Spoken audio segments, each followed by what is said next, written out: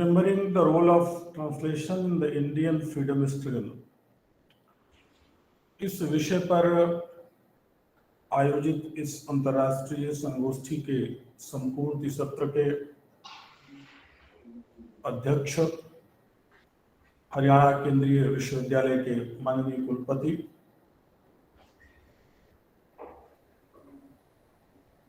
आचार्य तंकेश्वर कुमार जी,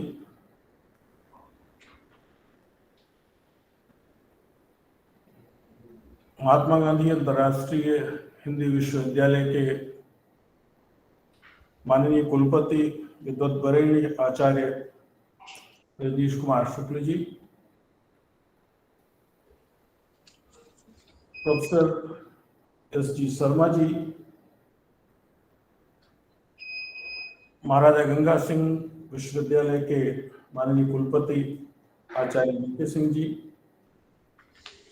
इस संगोष्ठी के संयोजक और महाराजा गंगा सिंह विश्वविद्यालय बीकानेर के अंग्रेजी विभाग के अध्यक्ष हमारे अग्रज प्रोफेसर सुरेश कुमार अग्रवाल जी, सर्वप्रथम मैं इस संगोष्ठी से जुड़े सभी विद्वज्जन, आचार्यगण और सुधी सहभागियों के प्रति अपना अभिवादन प्रकट करता हूं और इस संगोष्ठी से मुझे संबद्ध करने के लिए महाराजा गंगा सिंह विश्वविद्यालय और आचार्य अग्रवाल को धन्यवाद देता हूं, आभार प्रकट करता हूं। कल से आज तक इस संगोष्ठी में जो गंभीर चर्चा हुई है उसके एक बड़े हिस्से का मैं श्रोता और साक्षी रहा हूं और मैं समझता हूं कि विद्वानों ने अनुवाद के संदर्भ में जिस तरह की चर्चा पूरी कर ली है उसके बाद मेरे जैसे साधारण विद्यार्थी और अल्पज्ञ के लिए कहने के लिए बहुत कुछ शेष नहीं है, किंतु कुछ बहुत साधारण बातें अपनी ओर से आप सबसे साझा जरूर करना चाहता हूं। अनुवाद के भारत के स्वाधीनता आंदोलन में योगदान को लेकर और अनुवाद के परिप्रेक्ष्य को भारतीय दृष्टि से सही करने की जो कोशिश हुई है उसका मैं अभिनंदन भी करता हूं, समर्थन भी करता हूं और मुझे उससे हार्दिक प्रसन्नता भी है। किंतु कुछ व्यावहारिक बातों की ओर अगर ध्यान दे लिया जाए और पुनः पुनः ध्यान देने में कोई हानि नहीं है, इसी दृष्टि से मैं कुछ बातें आपके सामने रख रहा हूं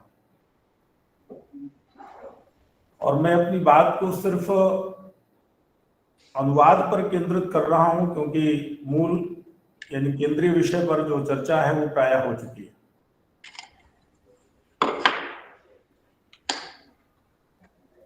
दो एक उदाहरण उस पृष्ठभूमि से आप सब ने जो बातें रखी हैं उनके समर्थन में यथा प्रसंग जरूर प्रस्तुत करूंगा। मैं जो पहली बात प्रस्तावित करना चाहता हूं वह यह कि भारत में अनुवाद की जो पारिस्थितिकी है और खासकर ब्रिटिश औपनिवेशिक सत्ता के भारत में स्थापित होने के साथ जिस तरह की अनुवाद पारिस्थितिकी रची गई वह स्वाधीन भारत में अनुवाद की जो पारिस्थितिकी रही, जो इकोलॉजी बनी वह और भारत की प्राचीन अनुवाद परंपरा जिस पर विस्तार से चर्चा, जिसकी व्याख्या हो चुकी, अनुवाद के अर्थ को भी ठीक करने की जो कोशिश हुई, मैं समझता हूं कि वह इस संगोष्ठी की सबसे महत्वपूर्ण बातों में मेरी अपनी दृष्टि में प्रथम है, क्योंकि ट्रांसलेशन का जो स्वरूप, जो अर्थ अवधारणात्मक रूप से हमने यूरोप से, पश्चिम से प्राप्त किया है, भारतीय दृष्टि से अनुवाद का वह अर्थ आप सबने चर्चा की है, स्वीकार्य नहीं हो सकता। प्राचीन भारत के अनुवाद की परंपराएं आप सब परिचित हैं, उसकी चर्चा विस्तार से हुई है, इसलिए मैं उसमें अपनी ओर से कुछ नहीं कहूंगा। किंतु दोनों परंपराएं, भारत की जो निर्वचन मूलक परंपरा है और जो व्याख्यान मूलक परंपरा है, टीका परंपरा है, इन दोनों परंपराओं ने अनुवाद के दो मानक, दो प्रारूप हमारे सामने प्रस्तुत किए। पश्चिमी अनुवाद के प्रारूप के समक्ष जिसे हमने अब तक बुलाया था, भारत में ज्ञान के विकास की जो समूची प्रक्रिया है, कह सकते हैं कि वो अनुवाद मूलक ही है, उस अर्थ में जिस अर्थ में भारत में निर्वचन की और टीका की परंपराएं चली।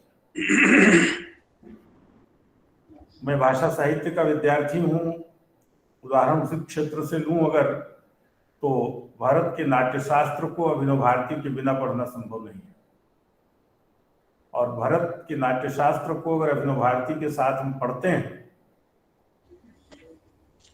तो केवल भारत का नाट्यशास्त्र नहीं पढ़ते, भारत से अभिनवगुप्त तक की समूची ज्ञान यात्रा नाट्य विद्या के क्षेत्र में, कला के क्षेत्र में जो भारत में विकसित हुई है, वह सब कुछ भी पढ़ते हैं, उस सब से हमारा परिचय होता है। ध्वन्यालोक लोचन के बिना पढ़ना असंभव है। ऐसे असंख्य ग्रंथ हैं, व्याकरण से लेकर के दूसरे ज्ञान क्षेत्रों में। तो एक तो हमको, जब भी हम भारत में अनुवाद की बात करेंगे, तो ये हमको ध्यान रखना होगा कि अनुवाद का यह जो निर्वचन मूलक और यह जो टीका परक पक्ष है, उसको पुनः स्थापित करने की जरूरत है।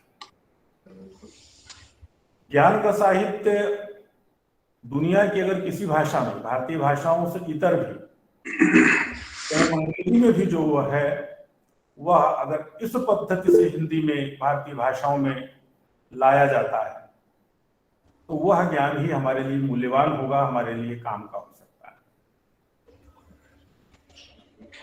दूसरी बात,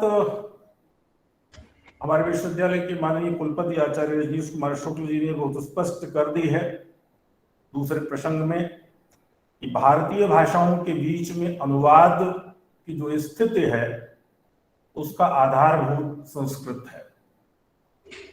संस्कृत के साथ भारतीय भाषाओं के बीच संवाद सर्वाधिक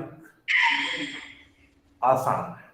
ये बात मैं अलग से इसलिए उल्लेखित कर रहा हूं क्योंकि मैं मानता हूं, और आप सबकी चर्चा से भी प्रमाणित हुआ है, कि अनुवाद मूलतः एक सांस्कृतिक कर्म है, एक सांस्कृतिक यज्ञ जैसा है। उसके लिए वैसी ही निष्ठा, वैसा सुचितापूर्ण चित्त चाहिए जैसा एक यजमान का यज्ञ के लिए होता है। तो अनुवाद चूंकि एक संस्कृति कर्म है, अनुवाद की जो प्रक्रिया है वो एक सांस्कृतिक गतिविधि जैसी है, और भारत की सारी भाषाएं संस्कृत के सूत्र से एक मणिमाला के रूप में सहस्राब्दियों से जुड़ी हुई है। मैं और भी स्पष्ट कर दूं अपनी बात को, कि जब हम संस्कृत की बात करते हैं तो उस विकसमान संस्कृत की बात मैं कर रहा हूं, जो अलग अलग कालखंड में नए नए रूपों में हमारे सामने प्रकट होती रही है। भाषा के संबंध में भी यूरोप ने जो भ्रांतियां पैदा की हैं, जो अवधारणात्मक भ्रांतियां खासकर पैदा की हैं, उसने भी कई तरह की कठिनाइयां पैदा की। भाषाओं के बीच जो विभेदकारी अवधारणाएं यूरोप की ओर से आई, वह भी काफी घातक रही। इसलिए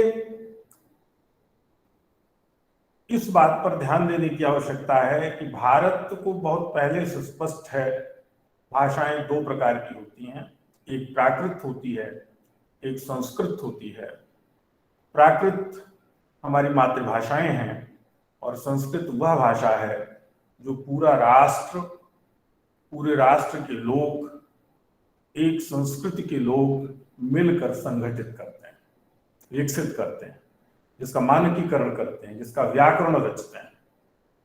मातृभाषाएं व्याकरणबद्ध होती हैं, लेकिन व्याकरण न होने से, व्याकरण लिखे न जाने से उनकी भाषा होने पर फर्क नहीं पड़ता। तो इसलिए भारत की भाषाओं में जिनको वर्नाक्युलर कहकर के तिरस्कृत किया गया था, वो सारी की सारी भाषाएं ज्ञान का माध्यम बने, उनमें ज्ञान का सृजन हो। उसके लिए जिस चीज की सबसे बड़ी आवश्यकता है कि भारतीय निर्वचन और टीका परंपरा को स्वीकार किया जाए। एक भाषा की सामग्री को केवल दूसरी भाषा में ले जाना भर अनुवाद नहीं है, जैसा यूरोप ने हमको पढ़ाया, और अनुवाद के क्षेत्र में हमारी विफलता का रहस्य भी इसी अवधारणा में। और भारत की जितनी प्राकृत भाषाएं हैं, जितनी मातृभाषाएं हैं, उन समस्त मातृभाषाओं को संस्कृत के माध्यम से, जिसका एक आधुनिक संस्करण हिंदी भी है, पूरे देश को जोड़ा जा सकता है और ज्ञान की सामग्री का समानांतर प्रसार हो सकता है। अनुवाद, जैसे मैंने कहा कि एक सांस्कृतिक गतिविधि है, तो सांस्कृतिक गतिविधि के साथ साथ वह सर्जनात्मक गतिविधि है, क्योंकि कोई भी संस्कृति कर्म बिना रचनात्मकता के, बिना कलात्मकता के संभव नहीं है। इसलिए इस बात को ध्यान में रखकर ही हमको आगे की अपनी कार्यनीति पर ध्यान देना होगा। राष्ट्रीय शिक्षा नीति 2020 में अनुवाद को लेकर जिस तरह की, भारतीय भाषाओं को लेकर जिस तरह से महत्वाकांक्षी योजना प्रस्तावित की गई है, उसको सफल करना हम सभी जो भाषा कर्मी हैं, जो भाषा के क्षेत्र में काम कर रहे हैं, चाहे उनकी अभिरुचि का क्षेत्र सृजनात्मक साहित्य हो या कोई और विद्या, उन सब का दायित्व है कि अनुवाद की भारतीय परंपरा को पुनराविष्कृत करें अपने लिए, और उसके माध्यम से यह कार्य हम लोग संपादित करें। दूसरी बात यह है कि अनुवाद एक अपनी प्रक्रिया में ही लोकतांत्रिक गतिविधि है। जो अनुवादक होता है, उसके मानस को वह लिबरेट भी करती है, उन्मुक्त भी करती है, नाना प्रकार की ग्रंथियों से, बंधनों से उसे स्वतंत्र भी बनाती है। इस दृष्टि से भी अनुवाद कर्म किसी राष्ट्र के संगठन के लिए, और भारत जैसे विशाल राष्ट्र के लिए, जिसमें भाषाओं की एक बहुत बड़ी संख्या है, जनगणना के आंकड़ों से या यूनेस्को द्वारा दी गई संख्याओं को स्वीकार करना मुश्किल है, वह संख्या उससे कहीं बड़ी है। ये अलग बात है और दुर्भाग्यपूर्ण है कि हम अपनी भाषाओं का पूरा विवरण, उनके बारे में पूरी जानकारी अब तक न संग्रहित कर सके हैं, न संरक्षित कर सके हैं। अनुवाद वस्तुतः उसमें समस्या केवल शब्दांतरण की नहीं होती, जैसा कि यूरोपीय अनुवाद चिंतकों ने हमको पढ़ाया कि अनुवाद के तीन प्रकार होते हैं। एक शब्दों से शब्दों का प्रतिस्थापन, जिसमें शब्द प्रतिशब्द अनुवाद कहते हैं, एक भावानुवाद होता है, और एक जो वास्तविक अनुवाद है उनकी दृष्टि में, यानी जो टेक्स्ट है, सोर्स टेक्स्ट है, उस टारगेट टेक्स्ट में पूरी तरह से अंतरित कर दिया जाए तो बस वही अनुवाद होता है। अनुवाद का प्रकार सिर्फ एक होता है। शब्द प्रतिशब्द जैसे अनुवाद की कोई स्थिति नहीं होती, न कोई भावानुवाद होता है और न कोई तथाकथित वास्तविक अनुवाद जैसी कोई चीज होती है। अनुवाद की प्रक्रिया मूलतः स्रोत भाषा और लक्ष्य भाषा की संस्कृति में अपनी पैठ से संबंधित है। अनुवादक की दोनों भाषाओं की संस्कृति में कितनी पैठ है और उस संस्कृति का अवधारणाकरण करने में वो मानसिक रूप से कितना समर्थ है, इस पर निर्भर करता है कि अनुवाद सफल होगा अथवा नहीं। अनुवाद की विफलता की और खासकर साहित्य के संबंध में जो अनुवाद की विफलता की बातें की जाती हैं, अनेक विद्वानों के, कवियों के, रचनाकारों के वचन इस प्रकार के हैं कि किसी भी रचना का ठीक ठीक अनुवाद संभव नहीं है। इस अर्थ में जरूर संभव नहीं है कि हर रचनाकार किसी रचना को अपने लिए पुनराविष्कृत करता है और उसके बाद उसकी पुनर्रचना करता है। इसी अर्थ में मैंने कहा था थोड़ी देर पहले कि अनुवाद एक सर्जनात्मक गतिविधि है, एक रचनात्मक गतिविधि है, स्वयं सृजन है। सृजन हूबहू होना नहीं है और अनुवाद की आवश्यकता या रचना की आवश्यकता केवल इसलिए नहीं होती है कि वह दूसरे से अलग हो, दूसरे से पृथक हो। रचना का भी लक्ष्य संवाद है। रचना का संबोधित समाज अपनी भाषा और संस्कृति तक सीमित हो सकता है, किंतु अनुवाद का जो समाज है, संबोधित समाज है, वह समाज अपनी भाषा और संस्कृति से पार दूसरी भाषा और संस्कृति में भी यात्रा करता है। इसलिए जब भी हम लोग अनुवाद की बात करते हैं तो हमको एक यज्ञ कर्म की निष्ठा और शुचिता जिस तरह की होती है, उसी विधि से यदि अनुवाद किया जाएगा तो अनुवाद सफल होगा।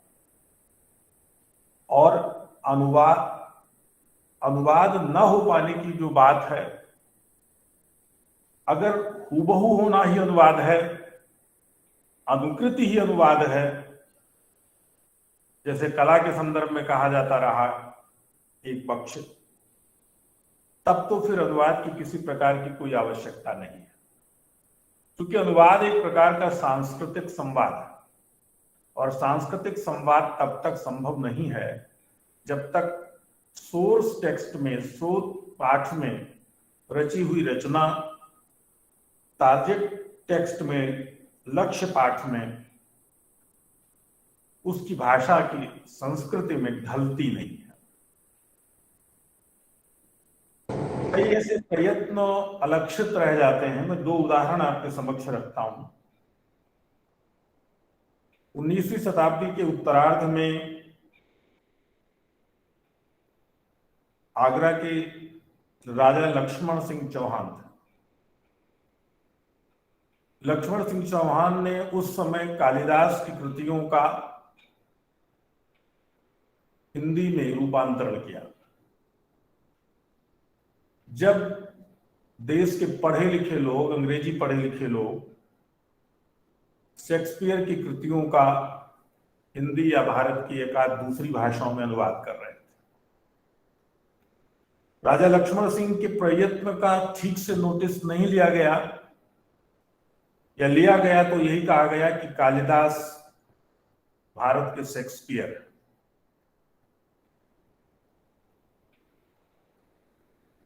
हिंदी के एक दूसरे लेखक जो अनुवादक भी थे, रामचंद्र शुक्ल, उन्होंने न्यूमैन के लिटरेचर नामक एक निबंध का अनुवाद किया। अनुवाद करते समय जो पश्चिमी ढांचे में ढले, सांचे में ढले अनुवादक हैं, वो कह सकते हैं कि वह कल्पनाश्रित भावानुवाद है, किंतु उस अनुवाद को मूल टेक्स्ट के साथ अगर आप पढ़ेंगे आपको पता चलेगा कि वह अंग्रेजी भाषा के एक टेक्स्ट का एक भारतीय भाषा में किया गया अनुवाद है, जहां अनुवादक ने सांस्कृतिक दृष्टि से, मूल्य बोध की दृष्टि से संपादन किया है। यही कार्य उन्होंने एडिशन की कल्पना का आनंद नाम से अपनी एडिशन के लेखों की श्रृंखला कर किया। यही कार्य उन्होंने हैकेल की बहुत प्रसिद्ध और चर्चित कृति रही उस दौर में रिडल ऑफ यूनिवर्स का विश्व प्रपंच नाम से जो अनुवाद किया है। मैंने जो अनुवाद में कहा कि शब्दों का प्रतिस्थापन अनुवाद नहीं है, अनुवाद की जो मूल समस्या है वो अवधारणाकरण की समस्या है, उसका एक सक्षम प्रतिवाद रामचंद्र शुक्ल ने किया हुआ रिडल ऑफ यूनिवर्स का अनुवाद है विश्व प्रपंच। और उसकी विस्तृत भूमिका, लंबी भूमिका जो आचार्य ने लिखी है, उस भूमिका से यह प्रमाणित होता है कि यदि स्रोत पाठ की और लक्ष्य पाठ की दोनों भाषाओं की संस्कृतियों में आपकी गहरी पैठ है, तो कैसे आप सांस्कृतिक संवाद करने में समर्थ होते हैं और दोनों के बीच आदान प्रदान का, समता का, बराबरी का रिश्ता विकसित करते हैं। भिन्न प्रसंग में इस दृष्टि से एक लेख का भी मैं उल्लेख करना चाहता हूं। बहुत सारी चीजें हैं, किंतु एक लेख हिंदी के बड़े प्रतिष्ठित कवि चिंतक सच्चिदानंद हीरानंद वात्स्यायन गे का एक लेख है, भाषा और समाज।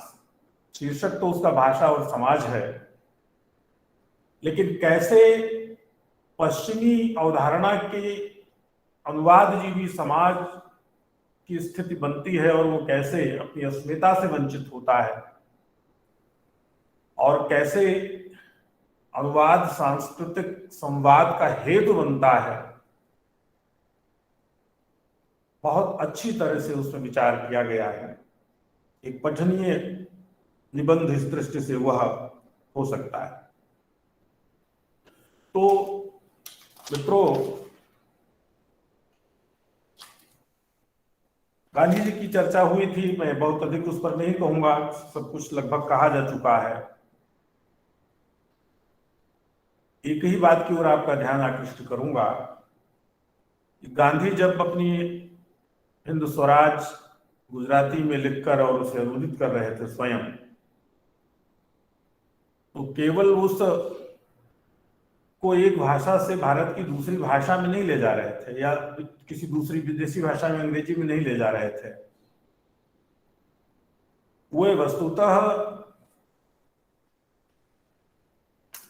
या उस तरह का प्रयत्न करने वाले जो अन्य लोग थे, वे वस्तुतः भारतीय मानस की अभिव्यक्ति कर रहे थे दूसरी भाषा में। तो यह जो मानसिक संवाद, मानसिक तादात्म्य की स्थिति है, वह अनुवाद के क्षेत्र में प्रसिद्ध समतुल्यता जैसी अवधारणाओं से व्याख्यायित नहीं की जा सकती। उसकी व्याख्या के लिए, जैसा मैंने कहा, कि स्रोत और लक्ष्य भाषाओं की संस्कृति में गहरी पैठ अगर होगी, तभी शब्द विवेक होगा, तभी अवधारणाकरण की स्थिति बनेगी, और अवधारणाकरण के पश्चात ही आप एक रचना को दूसरी भाषा में रूपांतरित करने में, अनुदित करने में समर्थ हो पाएंगे। अंतिम बात जो आरंभ में मैंने की थी, उसे दोहरा करके खत्म करूंगा अपना वक्तव्य। वह यह कि अनुवाद को अब एक भाषा के पाठ को दूसरी भाषा में ले जाने मात्र तक सीमित न रखकर, एक भाषा की किसी कृति, वो साहित्य हो या ज्ञान की कोई रचना हो, उसके निर्वचन की, उसकी इंटरप्रिटेशन की जरूरत है, और निर्वचन पद्धति से उसे एक नई रचना के रूप में रूपांतरित करने की जरूरत है। अनुवाद की तरह देखने की आवश्यकता है। दूसरी बात, जो दूसरी भाषाओं की रचनाएं हैं, उन रचनाओं को अपने भाषाई क्षेत्र, अपने सांस्कृतिक क्षेत्र का संदर्भ प्रदान करके उन रचनाओं की टीका करने की भी आवश्यकता है, वे चाहे भारतीय भाषाओं की कृतियां हों या किसी विदेशी भाषा की कृतियां हों। ज्यों का त्यों उन कृतियों का अनुवाद किया जाना या एक प्रकार के जो सांस्कृतिक तथ्य हैं दूसरे देश के भाषाई समाज के लिए सांस्कृतिक दृष्टि से सदैव उपयोगी हो, यह संभव नहीं है। बहुत सैद्धांतिक किस्म की सामग्री या ज्ञान सामग्री के अनुवाद में भले वैसा किया जा सके। तो इन दो बातों की ओर आप लोगों का ध्यान आकृष्ट करके अनुवाद के इस प्रकार से 3 पद्धतियां मोटे तौर पर बनती हैं। एक निर्वचन है, एक टीका है, और 150-200 वर्षों का अगर एहसान है पश्चिम का हम पर, तो तीसरा उनके द्वारा बताया गया अनुवाद का प्रारूप है। इंटरप्रिटेशन को दुभाषिया कर्म या द्विभाषा कर्म के रूप में सीमित करने की आवश्यकता नहीं है। इंटरप्रिटेशन एक भाषा में कही गई बात को दूसरी भाषा में काम चलाऊ तरीके से सामान्य स्तर के संप्रेषण तक सीमित कर देने से इंटरप्रिटेशन का अर्थ प्रभावित होता है, धूमिल होता है। और वह एक जो प्राचीन पंडितों ने, आचार्यों ने, विद्वानों ने, हमारे पूर्वजों ने ज्ञान को विकसित करने की, ज्ञान को सृजित करने की, ज्ञान को संग्रहित करने की विधि विकसित की थी, उसका अवमूल्यन भी होगा और भविष्य के लिए वो हमारे लिए बहुत हानिकर भी होगा। इन्हीं कुछ छिटपुट बातों के साथ मैं समझता हूं कि काफी समय हो गया है और मैं अपनी बात को समेटना चाहिए। मैं इसी बिंदु पर अपने वक्तव्य को पूरा मानता हूं। बहुत सी बातें कहने सुनने की हैं और कहने सुनने से ज्यादा कार्यनीतियां और कार्य समूह बनाने की, अवधारणाओं को ठीक करने की और तदनुसार सक्रिय होने की है। राष्ट्रीय शिक्षा नीति 2020 उसके लिए पर्याप्त अवसर और पर्याप्त स्पेस हमारे लिए रचती है। यह ऐतिहासिक क्षण है भारतीय भाषाओं को ज्ञान की भाषा बनाने का, सृजन की भाषा बनाने का और सभी भाषाओं के बीच सार्थक संवाद स्थापित करने का। मेरा वक्तव्य यही पूरा होता है। आप सबको मैं धन्यवाद देता हूं मुझे सुनने के लिए और इस कार्यक्रम से जोड़ने के लिए। इस कार्यक्रम से निश्चित रूप से मैं स्वयं बहुत लाभान्वित हुआ हूं और आशा करता हूं कि मेरे आगे के काम में ये सब आप लोगों का विचार बहुत मार्गदर्शक होगा। उसके लिए भी मैं आप सबके प्रति, विद्वानों के प्रति जिनको सुनने का अवसर मिला है, मैं अपना धन्यवाद व्यक्त करता हूं, आभार प्रकट करता हूं और अपनी वाणी को विराम देता हूं। सभी को पुनः सादर धन्यवाद।